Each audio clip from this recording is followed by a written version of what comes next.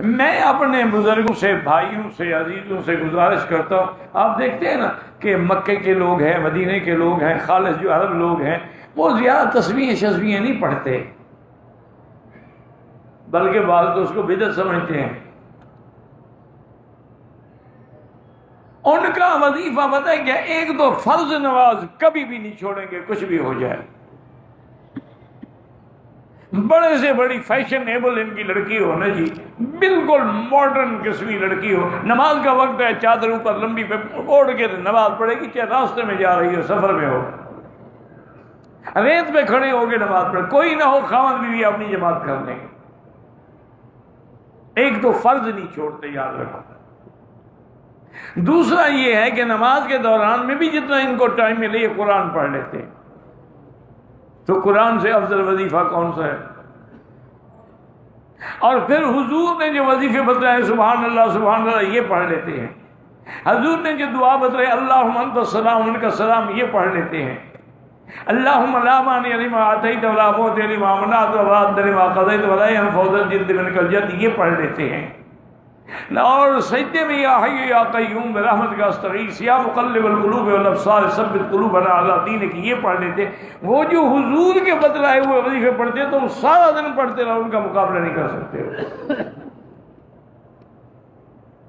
ایک دن حضور خود آئے اپنے گھر میں بی بی کے گھر میں، تو بی بی صاحبہ آگے گٹھلیاں رکھے ہوئے کچھ پڑھنے میں مصروف تھیں۔ حضور پاک واپس چلے گئے۔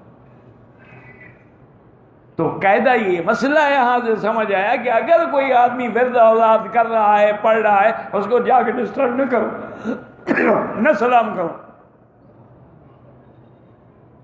اس کے اور اللہ کے درمیان میں رکاوٹ نہ بنو، اس کا دل اللہ سے جڑا ہوا ہے۔ حضور کافی دیر کے بعد پھر بی بی گھر میں آئے، پھر بی بی پڑھ رہی ہے،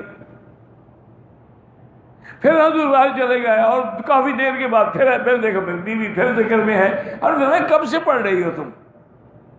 تو نے کہا حضور آپ تو گھر میں نہیں تھے، تو عشاء کے بعد بیٹھی ہوئی پڑھ رہی، فرمایا میں تمہیں چند کلمات بنا دیتا ہوں، تم 3 دفعہ پڑھ لو نا، اس کا ثواب اس سے زیادہ ہوگا جو تم نے آج سارا دن پڑھا ہے۔ انہوں نے کہا حضور بتاؤ سبحان اللہ وبحمدہ عدد خلقہ ورضا نفسہ وزنۃ عرشہ ومداد کلماتہ، بس 3 دفعہ پڑھ لیا کرو، یہ کافی ہے۔ اس لیے ہمیشہ یاد رکھو یہ لوگ سنت کے پابند ہیں،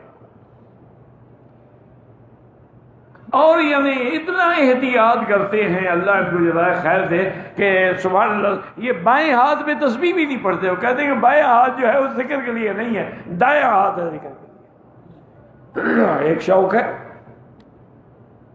ہم نے بھی دیکھا تھا اپنے حضرت عبدالہادی رحمۃ اللہ علیہ دین پوری، انہوں نے ایک سبز کپڑا تھا باریک سا، وہ لپیٹا ہوتا تھا، اس سے تسبیح پکڑتے تھے۔ کسی خادم نے پوچھا کہ حضرت، فرمایا بھائی گندے ہاتھ ہیں، کیسے تسبیح کو لگاؤں؟ تمہارے ہاتھ تو حضرت بالکل پاک ہی پاک ہے، گندے ہوتے ہی نہیں، ان کو شراب میں ڈبو دو تو گندے نہیں ہوتے، سود کھائیں تو گندے نہیں ہوتے، سود کھائیں تو گندے نہیں ہوتے، یہ تو ہر وقت پاک ہی پاک ہے بس۔ انا للہ وانا الیہ راجعون، ولا نقول الا لا حول ولا قوۃ الا باللہ العلی العظیم۔